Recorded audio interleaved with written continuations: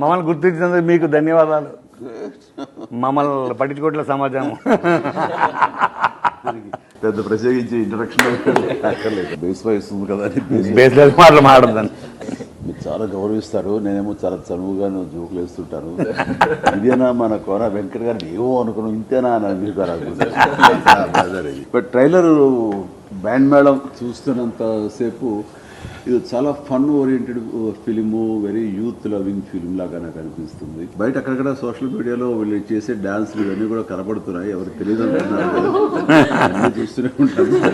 కోన వెంకట తనకు ఉన్నటువంటి ఎక్స్పీరియన్స్ తోటి దీనికి అన్ని రకాలుగా కొంచెం జాగ్రత్తలు వహిస్తూ మీరు అనుకున్న అది ఖచ్చితంగా రాబట్టే విధంగా తన ఇన్పుట్స్ ఉంటాయని నాకు తెలుసు. Plus Satish director, young director, తను చూస్తుంటేనే చిన్న డైలాగులు పనిచేస్తూ అవి ఉంటూ ఫన్ ఓరియంటెడ్గా ఉంటుంది. ఇలాంటి సినిమాలు ఎప్పుడైనా సరే సీరియస్గా చెప్పాలని ప్రయత్నం చేస్తే చూద్దాంలే అబ్బాయి ఎంత సీరియస్.